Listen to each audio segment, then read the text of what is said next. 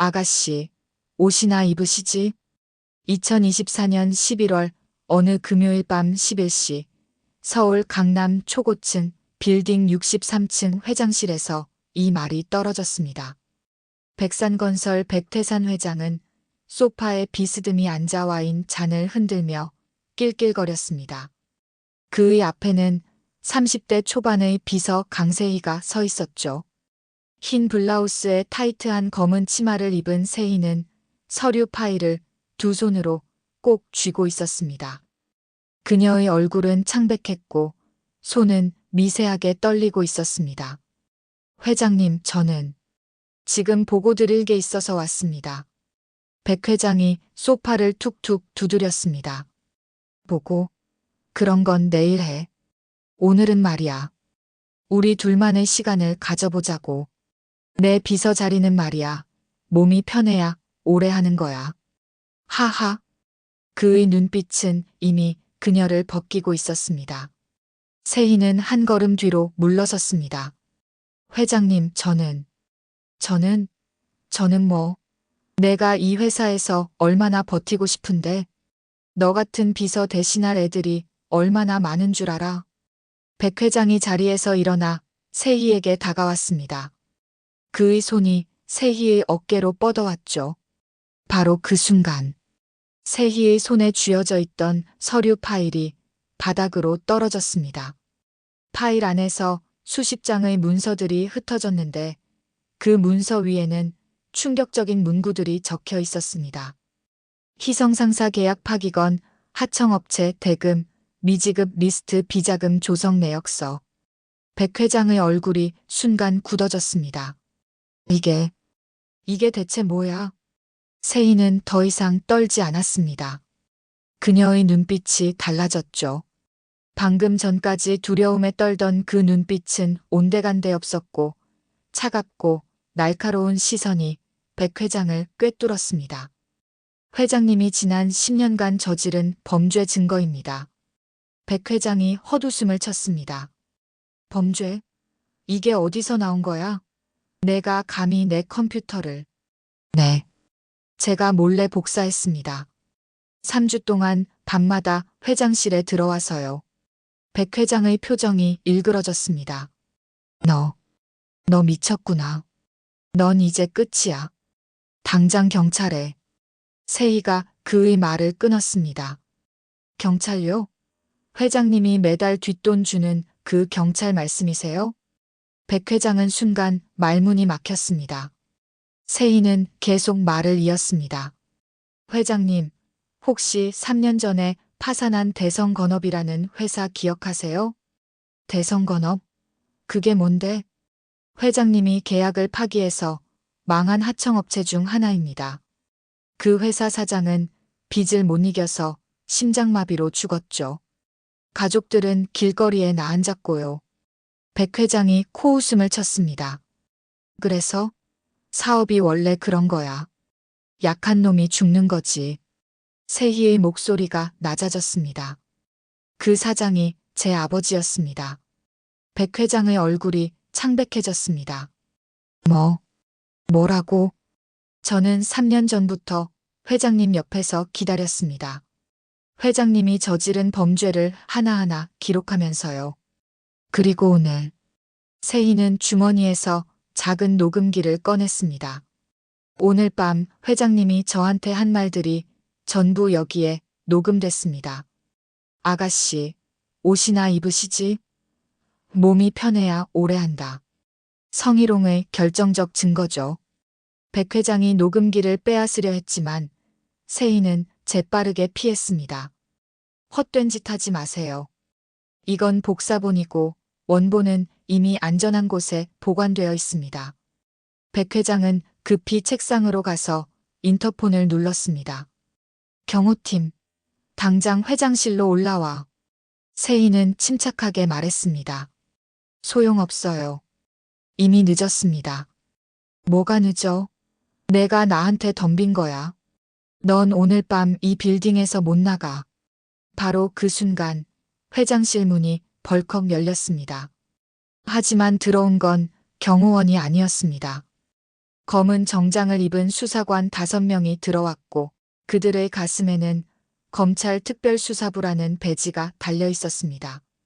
백태산 씨, 특정경제범죄 가중처벌법 위반 및 성범죄 혐의로 긴급 체포합니다. 백 회장은 그 자리에 주저앉았습니다. 세희는 그를 내려다보며 차갑게 말했습니다. 회장님, 게임은 이제 시작입니다. 여러분, 대체 무슨 일이 벌어진 걸까요? 평범해 보이는 비서 강세희는 왜 백태산 회장에게 복수를 하려는 걸까요?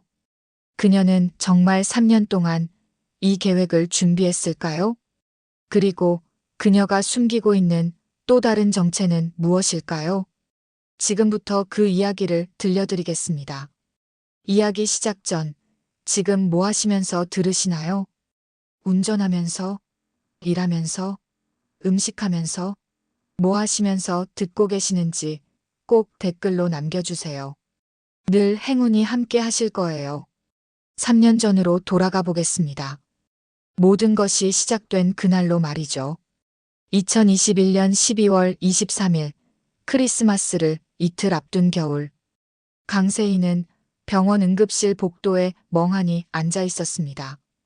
그녀의 앞에는 사망 확인서라는 종이가 놓여 있었죠. 유가족분, 고인의 사인은 급성 심근경색입니다. 과로와 스트레스가 심했던 것 같습니다. 의사의 말이 귓가를 맴돌았지만 세희는 아무것도 들리지 않았습니다. 그녀의 아버지 강대웅, 겨우 58세의 나이에 세상을 떠났습니다. 세희는 영안실로 들어가 하얀 천으로 덮인 아버지의 모습을 바라봤습니다. 그녀는 천천히 천을 걷어냈죠. 아버지의 얼굴은 너무나 평온했습니다. 살아생전 고통스러워하던 모습과는 달리 말이죠. 아버지. 세희의 눈에서 눈물이 흘러내렸습니다. 불과 6개월 전만 해도 아버지는 건강했습니다. 작지만 성실하게 운영하던 대성건업이라는 건설 하청업체의 사장이었죠. 직원 20명 정도를 거느린 작은 회사였지만 아버지는 늘 자부심을 가지고 일했습니다. 세희야, 아버지는 말이다. 비록 큰 회사는 아니지만 정직하게 일하는 게 제일 중요하다고 생각한다. 돈은 조금 벌어도 떳떳하면 되는 거야. 아버지는 항상 그렇게 말씀하셨습니다. 하지만 그 정직함이 아버지를 죽였습니다. 6개월 전 대성건업은 백산건설의 하청을 받아 대형 아파트 단지 공사에 참여했습니다. 계약금은 30억 원이었고 공사는 순조롭게 진행되었죠. 아버지는 모든 자금을 그 공사에 쏟아부었습니다. 은행 대출까지 받아가며 자재를 구입했고 직원들의 월급도 제때 줬습니다. 그리고 공사가 끝났습니다. 하지만 백산건설은 돈을 주지 않았습니다. 처음에는 조금만 기다려달라고 했습니다. 그러다가 하자가 있다고 했죠. 그리고 나중에는 아예 계약서가 잘못됐다며 발뺌했습니다. 아버지는 매일 백산건설 본사를 찾아갔습니다. 무릎을 꿇고 애원했고 담당자들에게 사정했죠. 제발 부탁입니다. 저희 직원들 월급이라도 줘야 합니다. 제가 은행에서 빌린 돈도 갚아야 하고요. 하지만 돌아온 건 냉대뿐이었습니다. 하자, 보수 끝나면 주겠다고 했잖아요. 우리도 규정이 있어요. 규정이 뭡니까? 하자가 어디 있다는 겁니까? 소리 지르지 마세요. 여기 회사입니다. 나가세요. 아버지는 결국 법원에 소송을 제기했습니다. 하지만 백산건설은 이미 변호사를 선임했고 소송은 계속 지연되었죠. 그 사이 대성건업은 부도가 났습니다. 직원들은 월급을 못 받고 떠났고 은행은 대출금 상환을 독촉했습니다. 아버지의 집까지 경매로 넘어갔죠. 세희는 그 모든 과정을 지켜봤습니다. 당시 그녀는 대학 졸업 후 해군 특수전전단 UDT에서 3년간 복무하고 전역한 상태였습니다. 그녀는 민간 기업에 취직 준비를 하고 있었죠. 하지만 아버지의 상황이 악화되자 그녀는 모든 것을 내려놓고 아버지를 도왔습니다. 아버지, 제가 변호사 선임비를 구해올게요. 조금만 기다리세요. 하지만 아버지는 고개를 저었습니다. 세희야, 됐다. 아버지가 잘못 판단한 거야. 저런 큰 회사를 상대로 이길 수 없어. 아버지, 포기하시면 안 돼요. 우리가 옳잖아요. 옳은 게 이기는 세상이 아니더라. 세희야. 아버지의 목소리는 너무나 무기력했습니다.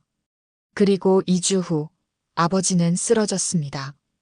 병원으로 실려갔지만 이미 너무 늦었습니다. 심장이 멈춰버렸죠. 세희는 아버지의 차가운 손을 잡았습니다. 아버지, 미안해요. 제가 더 빨리 알아챘어야 했는데. 제가 돈을 더 빨리 구했어야 했는데. 하지만 아버지는 대답하지 않았습니다. 장례식장은 초라했습니다.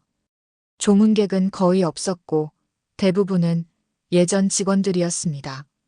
그들도 힘들게 살고 있었지만 고인을 기리기 위해 왔죠. 그런데 장례식 둘째 날 뜻밖의 사람이 나타났습니다. 백산건설 법무팀 직원이었습니다. 그는 세희에게 서류 봉투 하나를 건넸습니다. 유가족분이시죠? 이거 받으세요. 이게 뭔데요? 소송 취하 동의서입니다. 서명해 주시면 장례비 명목으로 500만 원 드리겠습니다. 세희는 그 말을 듣고 온몸이 떨렸습니다. 지금 뭐라고 하신 거예요? 들으셨죠? 소송 취하하시면 500만 원 드린다고요. 아버님 빚 생각하면 나쁘지 않은 조건 아닌가요? 세희는 주먹을 꽉 쥐었습니다. 당신들이 우리 아버지를 죽인 거예요. 그런데 지금 500만 원으로 입을 막으려고? 법무팀 직원은 무표정하게 대답했습니다. 죽인 건 우리가 아니라 심장마비죠. 그리고 소송도 우리가 이길 겁니다. 하자가 명백하니까요. 그러니 쓸데없이 시간 낭비하지 마시고 돈이나 받고 포기하세요. 세희는 더 이상 참을 수 없었습니다. 그녀는 그 직원의 멱살을 잡았습니다. 이 개자식이. 주변 사람들이 급히 말렸고 법무팀 직원은 옷깃을 털며 냉소를 지었습니다. 폭행이네요. 이러시면 더 곤란해지는데요. 그는 서류를 바닥에 던지고 떠났습니다. 세희는 그 자리에 무릎을 꿇었습니다. 장례식이 끝난 후 세희는 혼자 아버지의 무덤 앞에 앉아 있었습니다. 아버지, 저 이제 알았어요. 옳은 게 이기는 세상이 아니라는 걸요. 그녀의 목소리는 차갑게 가라앉아 있었습니다. 하지만 아버지, 저는 포기하지 않을 거예요. 제가 직접 그놈들을 무너뜨릴 거예요. 법이 안 된다면 제 방법으로요. 세희는 일어나서 백산건설 본사를 바라봤습니다. 멀리 강남 한복판에 솟아있는 그 빌딩이 보였죠. 백태산, 기다려. 내가 간다. 그날 밤 세희는 오래된 상자 하나를 꺼냈습니다. 그 안에는 UDT 시절의 배지, 훈련복, 그리고 수료증이 들어 있었습니다. 대한민국 해군 특수전전단 54기. 지옥 같은 훈련을 견뎌낸 여성 특수요원. 그녀는 다시 그 시절의 자신을 깨웠습니다. 이제부터 전쟁이다.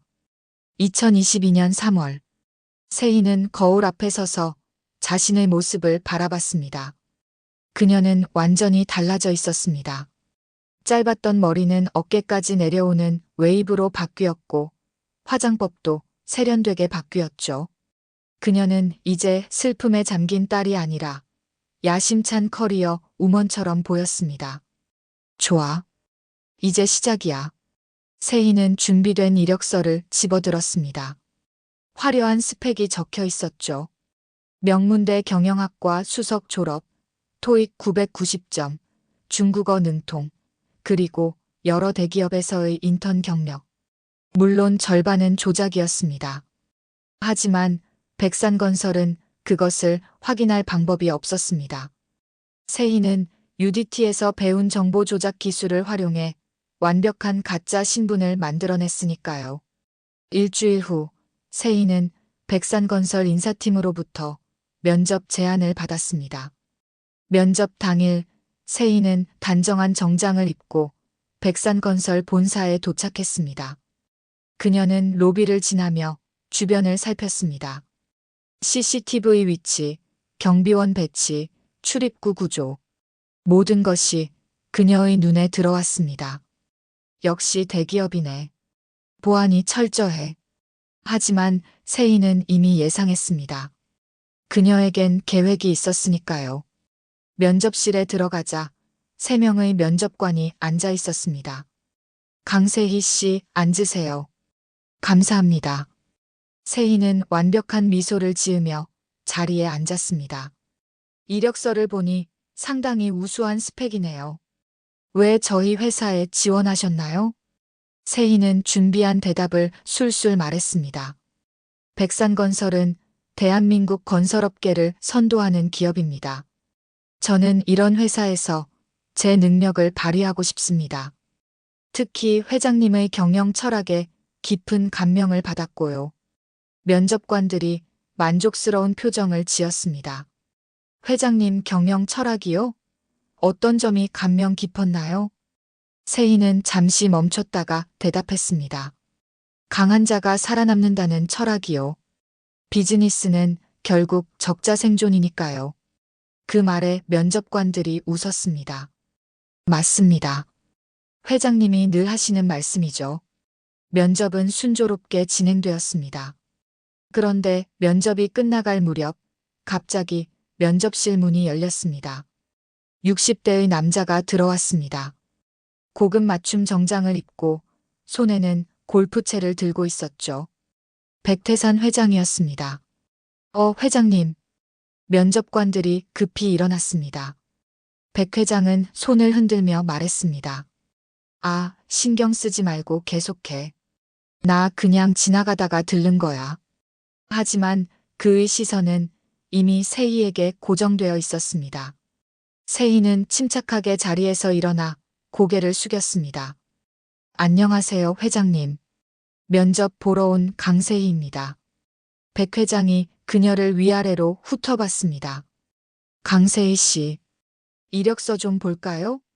면접관이 급히 이력서를 건넸고 백 회장은 잠깐 훑어봤습니다. 스펙 좋네요. 그런데 왜 비서직에 지원했죠? 이 정도면 다른 부서도 갈 수 있을 텐데. 세희는 미소를 지으며 대답했습니다. 회장님 가까이에서 배우고 싶어서요. 최고에게서 배우는 게 최고의 교육이라고 생각합니다. 백 회장의 입가에 미소가 번졌습니다. 허허, 말 잘하네. 좋아, 이 친구로 결정합시다. 네. 하지만 아직 다른 지원자들도. 됐어. 이 친구면 충분해. 백 회장은 세희를 한 번 더 쳐다보고는 면접실을 나갔습니다. 세희는 그의 뒷모습을 바라보며 속으로 중얼거렸습니다. 걸렸어. 이 더러운 늙은이. 다음 주 세희는 정식으로 백산건설 회장 비서로 출근했습니다. 첫 출근 날 인사팀장이 그녀를 안내했습니다. 강세희 씨, 회장님 비서는 정말 중요한 자리예요. 회장님 일정 관리부터 시작해서 각종 보고서, 작성, 외부 미팅 동행까지 해야 합니다. 알겠습니다. 그리고 한 가지 더. 회장님은 좀 까다로우신 분이에요. 특히 여자 직원들한테는 더 그러시죠. 그러니까 적당히 선을 잘 지키세요. 인사팀장의 말투에는 경고가 담겨 있었습니다. 세희는 그 의미를 정확히 알아들었습니다. 이 회사에서 백태산이 여자들한테 뭘 했는지 다들 아는구나. 회장실에 들어가자 백 회장은 책상에 앉아 서류를 보고 있었습니다. 아, 강세희 씨. 왔어요? 네, 회장님. 오늘부터 열심히 하겠습니다. 백 회장이 자리에서 일어나 그녀에게 다가왔습니다. 좋아요. 그런데 우리 회사에서 오래 일하려면 나하고 잘 맞아야 해요. 알겠죠? 그의 눈빛이 다시 그녀를 훑었습니다. 세희는 불편함을 느꼈지만 얼굴에는 미소를 유지했습니다. 물론입니다, 회장님. 좋아. 그럼 오늘은 가벼운 일부터 시작하죠. 저 커피 한 잔 타줄래요? 네. 세희는 커피를 타러 갔습니다. 비서실 직원들이 그녀를 쳐다보며 수근거렸습니다. 새로운 비서, 되게 예쁘네. 그러게. 근데 오래 못 버틸걸. 회장님이. 쉿. 조용히 해. 세희는 그들의 대화를 들었지만 아무렇지 않은 척했습니다. 그녀는 커피를 들고 회장실로 돌아갔습니다. 회장님, 커피 여기 있습니다. 고마워요. 그런데 세희 씨, 오늘 저녁에 시간 있어요? 저녁이요? 응. 거래처 사장님들이랑 저녁 약속이 있는데 같이 가줬으면 해서. 세희는 잠시 망설였지만 곧 대답했습니다. 네, 알겠습니다. 그날 저녁 세희는 백 회장과 함께 강남의 고급 레스토랑으로 갔습니다. 거래처 사장 3명이 이미 자리에 앉아 있었고 그들은 세희를 보자 눈빛이 달라졌습니다. 오, 백 회장님. 이번 비서는 정말 미인이시네요. 하, 그렇죠? 우리 세희 씨 스펙도 좋고 능력도 뛰어나답니다. 식사 내내 남자들은 세희를 농담 반 진담 반으로 희롱했습니다. 세희 씨, 술 한 잔 받아줘요. 오늘 정말 예쁘네요. 남자친구 있어요? 세희는 억지로 웃으며 그들의 말을 받아넘겼습니다. 하지만 그녀의 주먹은 테이블 아래에서 굳게 쥐어져 있었습니다. 참아, 강세희. 아직 때가 아니야. 식사가 끝나고 백 회장이 세희를 차까지 배웅했습니다. 오늘 수고했어요. 다들 세희 씨 칭찬 많이 하시더라고요. 감사합니다, 회장님. 앞으로도 이런 자리 많을 거예요. 우리 회사 비서는 단순히 서류 정리만 하는 게 아니거든요. 이해하죠? 세희는 고개를 끄덕였습니다. 네, 이해합니다. 택시를 타고 집으로 돌아오는 길, 세희는 창밖을 바라보며 중얼거렸습니다. 아버지, 조금만 기다리세요. 제가 저 더러운 인간의 모든 걸 파헤칠 거예요. 그날 밤부터 세희의 진짜 계획이 시작되었습니다. 낮에는 완벽한 비서로 일했고, 밤에는 백태산의 비리를 조사했습니다. 그녀는 회장실에 몰래 침투했습니다. UDT 시절 배운 잠입 기술을 활용해 CCTV를 피했고, 전자 잠금 장치를 무력화했죠. 그리고 백 회장의 컴퓨터에 접근했습니다. 첫날 밤, 그녀는 단순한 파일들만 확인했습니다. 하지만 일주일 후, 그녀는 숨겨진 폴더를 발견했습니다. 비밀 폴더라는 이름의 그 폴더에는 충격적인 파일들이 가득했습니다.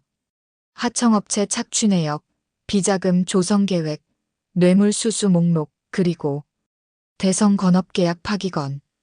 세희는 그 파일을 클릭했습니다. 화면에는 아버지 회사를 의도적으로 망하게 만든 계획이 상세히 적혀 있었습니다.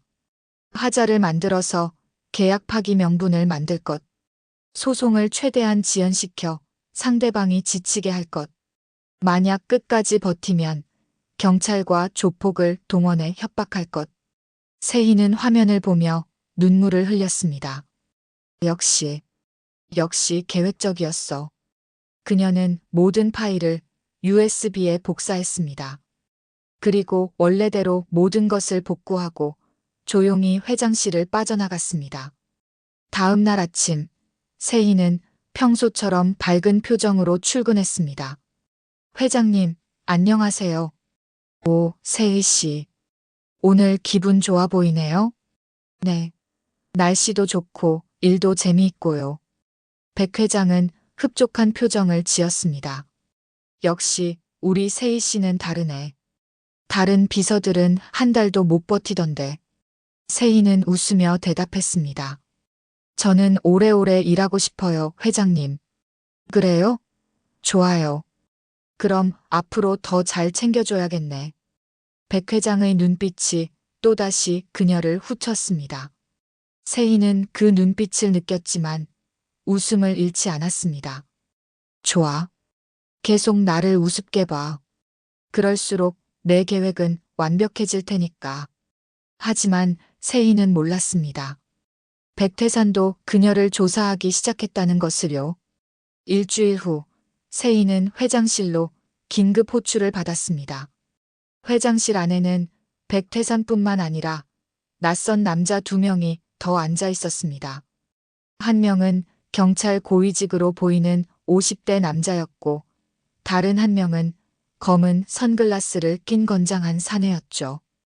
백 회장이 비웃듯 말했습니다. 강세희 씨 앉으시죠.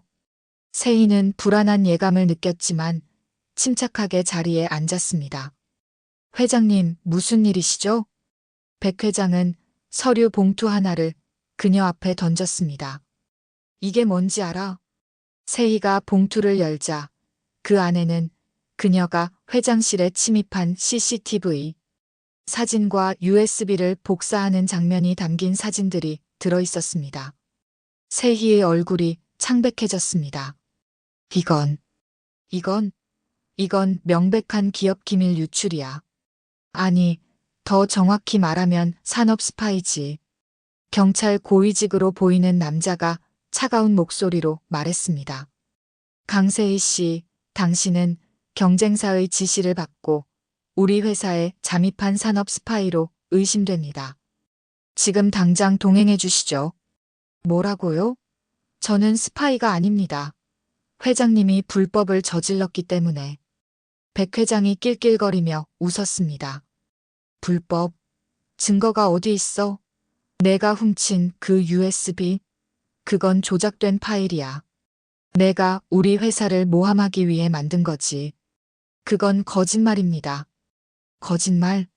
누가 믿겠어? 내가 UDT 출신이라는 것도 다 알아냈어. 특수부대 출신이 왜 갑자기 우리 회사에 비서로 들어왔을까? 수상하지 않아? 세희는 숨이 막혔습니다. 백태사는 이미 모든 것을 계획했고 그녀를 완벽한 함정에 빠뜨린 것이었습니다. 선글라스를 낀 사내가 천천히 일어나 세희에게 다가왔습니다. 강세희 씨, 현명한 선택을 하시죠. 조용히 사라지세요. 그럼 우리도 더 이상 당신을 추궁하지 않겠습니다. 사라지라고요? 네. 이 도시를 떠나세요. 그리고 다시는 백 회장님 앞에 나타나지 마세요. 그게 당신이 살 수 있는 유일한 방법입니다. 세희는 떨리는 목소리로 말했습니다. 만약 제가 거부하면요? 선글라스 사내가 차갑게 웃었습니다. 그럼 당신은 산업 스파이로 구속될 겁니다. 최소 5년은 감옥에 있어야 할 거예요. 그리고 당신의 과거 UDT 시절의 기록들도 모두 세상에 공개될 겁니다. 언론이 얼마나 좋아하겠어요? 특수부대 출신 여성 스파이라는 타이틀은요. 세희는 주먹을 꽉 쥐었습니다. 하지만 그녀는 알고 있었습니다. 지금 여기서 저항해봤자 아무 소용이 없다는 것을요. 알겠습니다. 사표를 쓰겠습니다. 백 회장이 만족스러운 표정으로 고개를 끄덕였습니다. 현명한 선택이야. 그리고 강세희 씨, 한 가지 더. 뭔가요? 오호상사 사장한테 건넨 USB, 그거 회수해. 지금 당장. 세희는 아무 말도 하지 못했습니다. 그날 밤 세희는 짐을 꾸렸습니다. 아니, 정확히는 도망칠 준비를 했죠. 하지만 그녀가 집을 나서려는 순간 현관문 밖에서 인기척이 들렸습니다. 그녀는 본능적으로 숨을 죽이고 문구멍으로 밖을 내다봤습니다. 복도에는 건장한 남자 셋이 서 있었습니다. 그들의 손에는 흉기가 들려 있었죠. 이 집 맞아? 그래. 707호. 강세희라는 년이 사는 곳이야. 보스가 조용히 처리하래. 흔적 남기지 말고. 세희는 순간 온몸이 얼어붙는 것을 느꼈습니다. 그들은 그녀를 죽이러 온 것이었습니다. 그녀는 재빨리 뒷문으로 빠져나갔습니다. 그녀의 UDT 훈련이 그녀를 살렸죠. 비상계단을 타고 건물 뒤편으로 빠져나간 세희는 어둠 속으로 사라졌습니다. 그날 밤부터 세희의 도망자 생활이 시작되었습니다. 며칠 후 언론에는 충격적인 기사가 떴습니다. 백산건설 전 비서, 산업 스파이 혐의로 수배, 특수부대 출신 여성, 기업 기밀 유출 혐의, 꽃뱀 비서로 낙인. 세희는 모텔 방 TV를 보며 허탈하게 웃었습니다. 백태사는 그녀를 완전히 매장시켜버린 것이었습니다. 그녀는 아무도 믿을 수 없었습니다. 경찰도, 언론도, 심지어 UDT 시절의 동료들조차도 연락을 끊었습니다. 세희는 완전히 고립되었습니다. 어느 날 밤, 세희는 낡은 여관방에서 라디오를 틀었습니다. 그때 한 사연이 흘러나왔죠. 저는 회사에서 부당한 대우를 받고 쫓겨났습니다. 억울해서 참을 수가 없어요. 하지만 아무도 제 말을 믿어주지 않습니다. 진행자가 따뜻한 목소리로 대답했습니다. 억울해도 참지 마세요. 당신이 옳다면 언젠가 반드시 진실이 밝혀집니다. 포기하지 말고 이겨내세요. 세희는 그 말을 들으며 눈물을 흘렸습니다. 그리고 그녀의 눈빛이 다시 살아났습니다. 맞아. 나는 포기할 수 없어. 아버지를 위해서, 그리고 오 상사 사장님과 같은 피해자들을 위해서. 세희는 거울 속 자신을 바라봤습니다. 그녀의 눈빛은 차갑게 빛나고 있었습니다.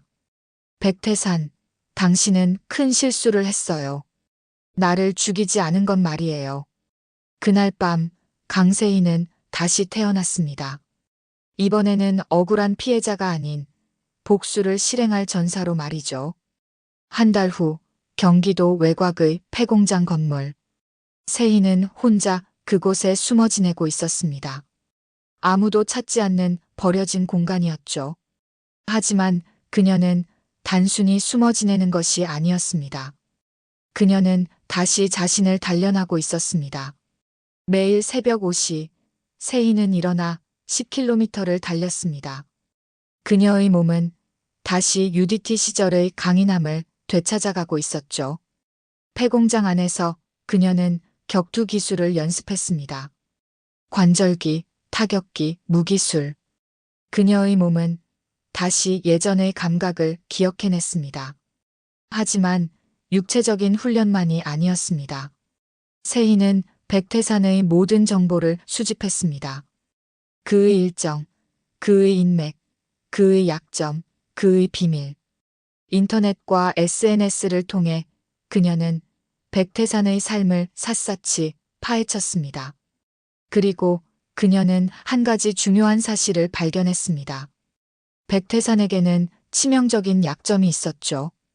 바로 그의 탐욕스러운 성격과 여성에 대한 집착이었습니다. 이걸 이용하면 돼. 그가 가장 방심할 때, 그때가 기회야. 어느 날 저녁, 세희는 오랜만에 전화기를 꺼냈습니다. 그리고 한 번호를 눌렀죠. 몇 번의 신호음 후 낮은 남자 목소리가 들렸습니다. 여보세요? 김 중사님, 저 강세희입니다. 전화기 너머로 놀란 숨소리가 들렸습니다. 세희? 너 지금 어디 있어? 뉴스에서. 중사님, 제 말 좀 들어주세요. 저는 억울합니다. 제가 산업 스파이라는 건 모두 거짓말이에요. 김 중사는 잠시 침묵했다가 조심스럽게 물었습니다. 나를 믿어? 네. 중사님은 제가 어떤 사람인지 아시잖아요. 알았어. 만나자. 하지만 조심해야 해. 너를 찾는 사람들이 많아. 이틀 후 세희는 김 중사를 만났습니다. 그는 이미 전역했고 지금은 경호업체를 운영하고 있었죠. 좁은 사무실에서 그들은 마주 앉았습니다. 세희, 내 상황은 심각해. 백태산이 경찰과 조폭까지 동원해서 너를 찾고 있어. 알고 있습니다, 중사님. 그런데 왜 나를 찾았어? 도망칠 방법을 알려달라고? 세희는 고개를 저었습니다. 아니요. 저는 복수할 겁니다. 김 중사의 얼굴이 굳어졌습니다. 복수? 미쳤어? 백태사는 이 나라에서 손꼽히는 재벌이야. 내가 어떻게? 중사님, 제가 UDT에서 배운 게 뭐죠? 적을 분석하고 약점을 찾고 그리고 정확한 타이밍에 공격하는 것 아니었나요? 김 중사는 세희의 눈을 바라봤습니다. 그녀의 눈빛은 이미 예전의 나약한 피해자가 아니었습니다. 그것은 전사의 눈빛이었죠. 내 계획이 뭔데? 세희는 작은 노트를 꺼내 김 중사에게 보여줬습니다. 거기에는 상세한 계획이 적혀 있었습니다. 김 중사는 노트를 읽으며 점점 놀란 표정을 지었습니다. 이건 정말 위험한 계획이야. 알고 있습니다. 하지만 다른 방법이 없어요. 김 중사는 한숨을 쉬었습니다. 세희, 너의 가장 큰 무기가 뭔지 알아? 제 전투 기술이요? 아니, 내 외모야. 세희는 어리둥절한 표정을 지었습니다. 외모요? 그래. 백태상 같은 인간들은 예쁜 여자를 보면 판단력이 흐려져. 그들은 여자를 무시하고 얕잡아봐. 그게 바로 그들의 가장 큰 약점이지. 김 중사가 세희의 어깨를 두드리며 말했습니다. 내가 그들 앞에 다시 나타날 때는 겁에 질린 도망자가 아니라 그들이 가장 갖고 싶어 하는 여자로 나타나라. 그들이 너를 얕보게 만들어. 그리고 그때 그들의 목을 조여. 세희는 천천히 고개를 끄덕였습니다. 감사합니다, 중사님. 내가 도와줄 수 있는 건 조언뿐이야. 나머지는 내가 해야 해. 세희는 일어서며 마지막으로 말했습니다. 중사님, 제가 만약 성공한다면 그때 한잔 하시죠. 성공하면? 살아서 돌아오기만 해도 성공이야. 세희는 씁쓸하게 웃으며 사무실을 나섰습니다. 그날 밤부터 세희의 진짜 계획이 시작되었습니다. 그녀는 머리를 다시 길렀고 화장법을 바꿨으며 옷차림도 완전히 달라졌습니다. 그녀는 더 이상 백산건설의 단정한 비서가 아니었습니다. 그녀는 백태산이 저항할 수 없는 유혹 그 자체가 되었습니다. 2달 후 서울 강남의 한 고급 클럽. 백태산은 거래처 사장들과 술자리를 갖고 있었습니다. 그는 위스키 잔을 기울이며 만족스러운 표정을 짓고 있었죠. 백 회장님, 요즘 회사 분위기가 좋다면서요? 그럼요. 골칫거리 하나를 깔끔하게 정리했으니까요. 하. 그들은 술잔을 부딪히며 웃어댔습니다. 그때 클럽의 문이 열리며 한 여자가 들어왔습니다. 긴 웨이브 머리에 몸에 딱 맞는 드레스를 입은 여자였죠. 그녀의 걸음걸이는 우아했고 그녀의 미소는 치명적이었습니다. 백 회장의 시선이 그녀에게 고정되었습니다. 저 여자, 누구야? 옆에 있던 비서가 속삭였습니다. 잘 모르겠습니다. 처음 보는 얼굴인데요. 여자는 바에 앉아 샴페인을 주문했습니다. 그리고 우연히 백 회장 쪽을 바라보며 살짝 미소를 지었습니다. 백 회장은 그 미소에 완전히 사로잡혔습니다. 저 여자한테 샴페인 한 병 보내. 네, 회장님. 잠시 후 웨이터가 샴페인을 여자에게 전달했습니다. 여자는 놀란 표정으로 백 회장을 바라봤고 그에게 가볍게 고개를 숙여 감사를 표했습니다. 백 회장은 자리에서 일어나 그녀에게 다가갔습니다. 혼자 오셨어요? 여자는 부드러운 목소리로 대답했습니다. 네, 오늘 기분 전환하러 나왔어요. 저와 함께 한잔하시겠어요? 영광이네요. 그들은 바에 나란히 앉았습니다. 백 회장은 그녀의 얼굴을 유심히 바라봤습니다. 어디서 본 것 같은데. 우리 어디서 만난 적 있나요? 여자는 고개를 저으며 웃었습니다. 저는 처음 뵙는데요. 혹시 제가 누군가를 닮았나 봐요. 백 회장은 고개를 갸웃했지만 그녀의 매력에 빠져 더 이상 신경 쓰지 않았습니다. 성함이 어떻게 되세요? 지은이라고 해요. 지은 씨. 아름다운 이름이네요. 저는 백산건설 회장 백태산입니다. 어머, 백산건설이요? 정말 큰 회사시네요. 그날 밤 그들은 오랜 시간 대화를 나눴습니다. 백 회장은 지은 실제로는 세희의 지적이고 매력적인 모습에 완전히 매료되었죠. 헤어지기 전 백 회장은 그녀에게 명함을 건넸습니다. 지은 씨, 다음에 또 만나고 싶은데 연락처 좀 알 수 있을까요? 세희는 잠시 망설이는 척하다가 명함을 받아들였습니다. 생각해 볼게요.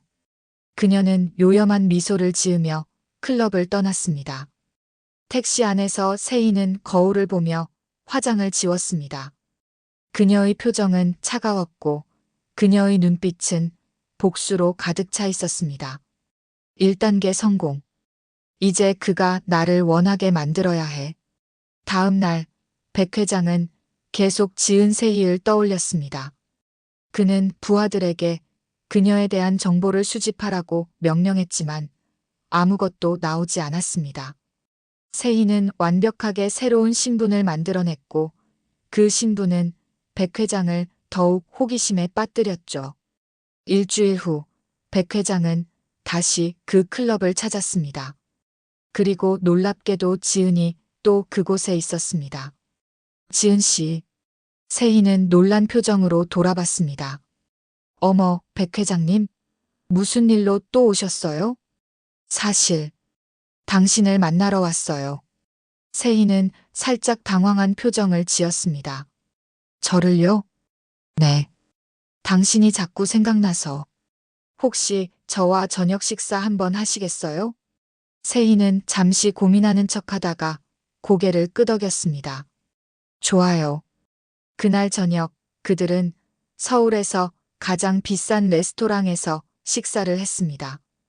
백 회장은 그녀에게 온갖 선물을 약속했고 그녀를 자신의 세계로 끌어들이려 했습니다. 하지만 세희는 쉽게 넘어가지 않았습니다. 그녀는 적당히 거리를 유지하며 백 회장의 욕망을 더욱 부채질했죠. 한 달간의 밀고 당기기 끝에 백 회장은 그녀에게 제안했습니다. 지은 씨, 우리 회사에서 일하지 않겠어요? 당신 같은 인재가 필요해요. 세희는 놀란 척했습니다. 저를 채용하시겠다고요? 네. 당신을 제 특별 보좌관으로 임명하고 싶어요. 연봉은 마음대로 말해요. 세희는 잠시 생각하는 척하다가 대답했습니다. 감사합니다. 하지만 한 가지 조건이 있어요. 조건? 뭔가요? 저는 회사 일만 할 거예요. 다른 건 원하지 않아요. 백 회장은 잠시 실망한 표정을 지었지만 곧 웃으며 고개를 끄덕였습니다. 물론이죠. 당신을 존중하겠습니다. 하지만 그의 눈빛 속에는 욕망이 가득했습니다. 그는 이미 그녀를 자신의 것으로 만들 계획을 세우고 있었죠. 세희는 그의 표정을 읽었습니다. 그리고 속으로 차갑게 웃었습니다. 좋아. 이제 내가 회사 안으로 들어갔어. 이제 진짜 계획을 시작할 시간이야. 2주 후 세희는 백산건설 본사의 특별 보좌관으로 출근했습니다. 회사 직원들은 그녀를 처음 보는 사람으로 알았지만 몇몇 오래된 직원들은 그녀의 얼굴이 낯익다고 느꼈습니다. 하지만 아무도 그녀가 6개월 전 도망친 비서 강세희라는 것을 알아채지 못했습니다. 세희는 완벽하게 변신했고 이제 그녀는 백태산의 가장 가까운 곳으로 들어온 것이었습니다. 세희가 백산건설에 복귀한 지 한 달이 지났습니다. 그동안 그녀는 백 회장의 신뢰를 완벽하게 얻었습니다. 그는 그녀를 단순한 직원이 아닌 자신의 비밀을 공유하는 측근으로 대했죠. 어느 날 밤, 백 회장은 세희를 회장실로 불렀습니다. 지은 씨, 오늘 밤 시간 좀 있어요? 무슨 일이신데요, 회장님? 중요한 계약건이 있어서요. 당신이 함께 가줬으면 해요. 세희는 고개를 끄덕였습니다. 물론이죠. 그들은 백 회장의 전용차를 타고 서울 외곽으로 향했습니다. 목적지는 백 회장의 개인 별장이었죠. 차 안에서 백 회장은 계속 세희를 힐끗거렸습니다. 그의 눈빛에는 욕망이 가득했습니다. 오늘 밤이야. 드디어 이 여자를 내 것으로 만든다. 하지만 세희도 알고 있었습니다. 오늘 밤이 바로 그녀의 계획이 실행되는 밤이라는 것을요. 별장에 도착하자 백 회장은 그녀를 지하로 안내했습니다. 왜 지하로 가시는 거죠? 여기가 제 프라이빗 룸이에요. 중요한 손님들을 접대하는 곳이죠. 지하로 내려가자 호화로운 방이 나타났습니다. 하지만 그 방의 문은 특수한 잠금 장치가 달려 있었고 방음 처리가 완벽하게 되어 있었습니다. 세희는 본능적으로 위험을 감지했지만 침착함을 유지했습니다. 방 안에는 이미 백 회장의 경호원 3명이 대기하고 있었습니다.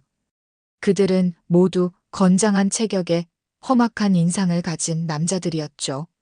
백 회장이 문을 닫자 잠금 장치가 작동하는 소리가 들렸습니다.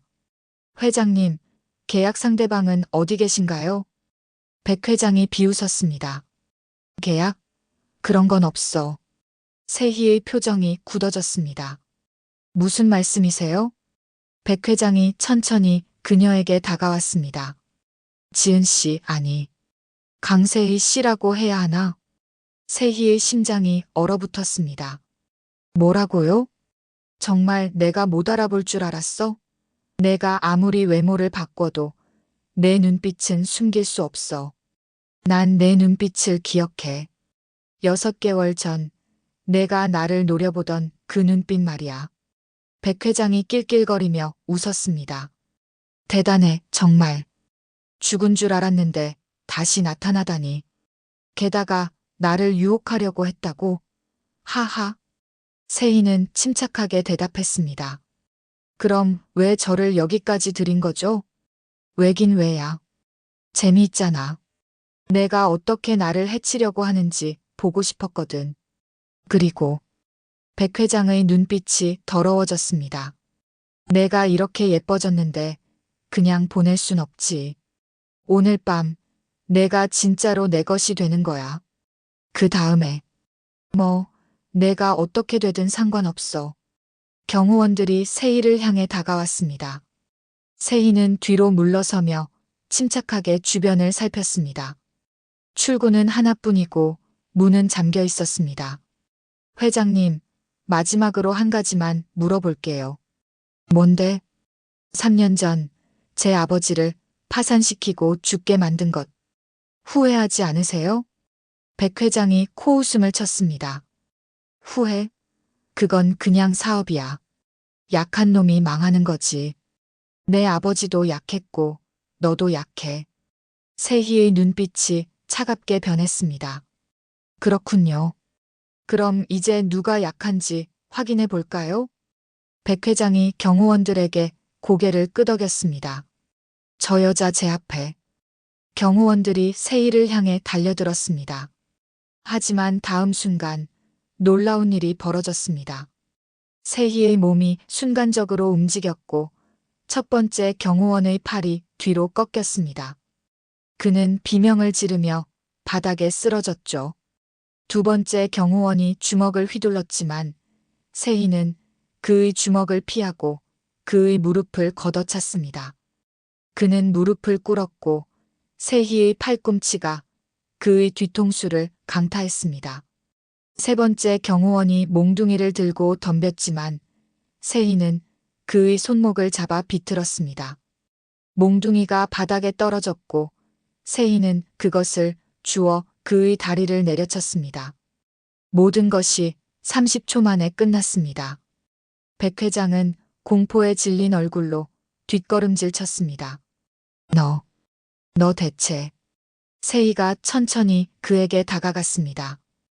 회장님, 제가 누구라고 했죠? 대한민국 해군 특수전전단 출신이라고 했잖아요. 백 회장이 문을 향해 뛰었지만 문은 잠겨 있었습니다. 세희는 그의 어깨를 잡아 돌렸습니다. 도망갈 수 없어요. 제발, 살려줘. 세희는 백 회장의 멱살을 잡고 그를 벽에 밀어붙였습니다. 6개월 전 회장님이 저한테 한 말 기억나세요? 아가씨, 옷이나 입으시지? 라고 했죠. 백 회장의 얼굴이 새하얗게 질렸습니다. 이제 회장님이 벗을 차례예요. 회장님이 입고 있는 그 더러운 껍데기를 말이에요. 세희는 주머니에서 작은 녹음기를 꺼냈습니다. 오늘 밤 이 방에서 일어난 모든 일이 녹음되었어요. 회장님이 저를 협박하고 폭행하려 한 모든 증거가요. 녹음. 그리고 이 방 천장에는 제가 미리 설치해둔 카메라가 있어요. 회장님의 경호원들이 저를 공격하는 장면, 그리고 회장님이 저를 협박하는 장면이 모두 촬영되었죠. 백 회장은 무너졌습니다. 제발, 용서해줘. 세희는 차가운 목소리로 말했습니다. 용서? 제 아버지한테도 용서를 빌었어야죠. 세희는 백 회장을 바닥에 무릎 꿇렸습니다. 이제부터 회장님이 저지른 모든 범죄를 자백하세요. 그럼 최소한 목숨은 살려드릴게요. 세희는 백 회장을 바닥에 무릎 꿇린 채로 그의 앞에 섰습니다. 자백을 시작하세요. 3년 전 제 아버지의 회사를 어떻게 망하게 했는지부터 말씀하시죠. 백 회장은 떨리는 목소리로 대답했습니다. 나는 그냥 사업을 한 것뿐이야. 세희가 그의 어깨를 눌렀습니다. 그녀의 손가락은 정확히 신경이 지나가는 지점을 짚어냈고 백 회장은 고통에 비명을 질렀습니다. 거짓말하지 마세요. 처음부터 다시. 알았다고. 내가 의도적으로 계약을 파기했어. 공사비를 주지 않으려고 일부러 하자를 만들어냈지. 왜요? 돈을 아끼려고. 그리고 그 돈으로 비자금을 만들었어. 세희는 녹음기를 그의 입 가까이 가져갔습니다. 계속하세요. 다른 하청업체들은요? 백 회장은 모든 것을 자백하기 시작했습니다. 그가 얼마나 많은 영세업체를 망하게 했는지, 얼마나 많은 사람들을 거리로 내몰았는지, 그리고 그 과정에서 어떻게 경찰과 검찰, 언론을 매수했는지. 모든 자백이 끝났을 때 백 회장은 완전히 무너진 상태였습니다. 세희는 녹음기를 끄고 주머니에 넣었습니다. 감사합니다, 회장님. 협조 덕분에 좋은 증거를 확보했네요. 이제 날 풀어줄 거지? 세희는 고개를 저었습니다. 아직 끝나지 않았어요. 그녀는 휴대폰을 꺼내 어디론가 전화를 걸었습니다. 여보세요, 김중사님? 네, 성공했습니다. 네, 지금 바로 보내주세요. 몇 분 후 별장 밖에서 사이렌 소리가 들려왔습니다. 백 회장의 얼굴이 창백해졌습니다. 경찰? 내가 경찰을 불렀어? 네. 하지만 회장님이 매수한 경찰이 아니에요. 감사원과 검찰 특별수사팀이죠. 세희는 문의 잠금 장치를 해제했습니다. 문이 열리고 수십 명의 수사관들이 안으로 들어왔습니다. 백태산, 당신을 특정경제범죄 가중처벌법 위반 혐의로 긴급 체포합니다. 백 회장은 수갑이 채워지며 끌려나갔습니다. 그는 세희를 바라보며 비명을 질렀습니다. 이 여자가 다 꾸민 거야. 이 여자를 잡아야 해. 수사팀장이 차가운 목소리로 말했습니다. 백 회장, 당신이 강세희 씨를 산업 스파이로 조작한 사실도 다 밝혀졌습니다. 그리고 당신이 그녀를 살해하려 한 사실도요. 백 회장은 완전히 무너졌습니다. 세희는 별장 밖으로 나왔습니다.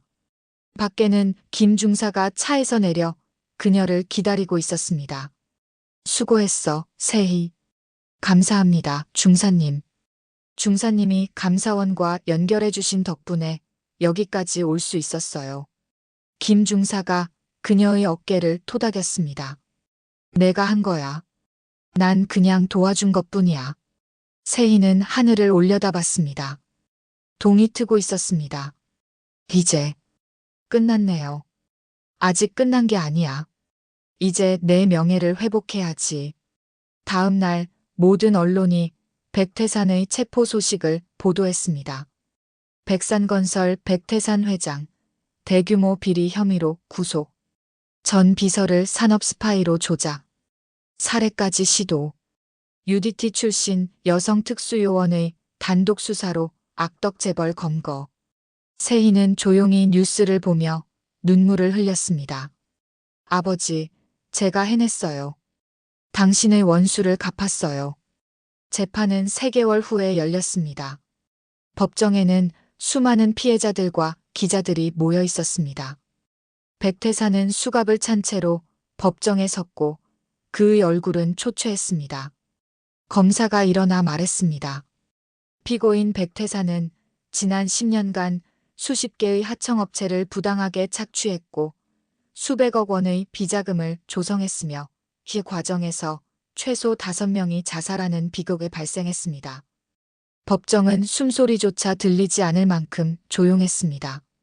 또한 피고인은 이 모든 범죄를 은폐하기 위해 내부 고발자인 강세희 씨를 산업 스파이로 조작했고 조직폭력배를 고용하여 그녀를 살해하려 했습니다. 검사는 증거 자료들을 제시했습니다. 녹음 파일, 영상 자료, 그리고 수십 장의 문서들. 모든 증거는 완벽했습니다.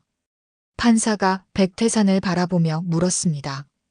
피고인, 할 말 있습니까? 백태산은 고개를 숙인 채 아무 말도 하지 못했습니다. 판사가 판결문을 읽기 시작했습니다. 피고인 백태산에게 징역 15년을 선고하며 추징금 500억 원을 명한다.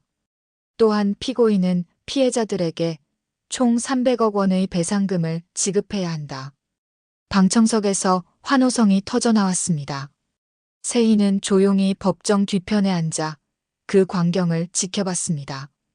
그녀의 옆에는 오 상사의 사장이 앉아 있었고 그는 눈물을 흘리고 있었습니다. 감사합니다, 강세희 씨. 정말 감사합니다. 세희는 그의 손을 잡아주었습니다. 이제 다시 시작하실 수 있을 거예요. 재판이 끝난 후 세희는 법원 앞 계단에 서 있었습니다. 수많은 기자들이 그녀를 향해 카메라를 들이댔죠. 강세희 씨, 지금 기분이 어떠세요? UDT 출신이라는 게 사실인가요? 앞으로 무엇을 하실 계획인가요? 세희는 잠시 침묵했다가 입을 열었습니다. 저는 단지 제 아버지의 억울함을 풀고 싶었을 뿐입니다.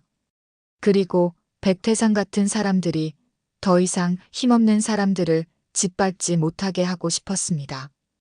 그녀는 잠시 멈췄다가 계속 말했습니다.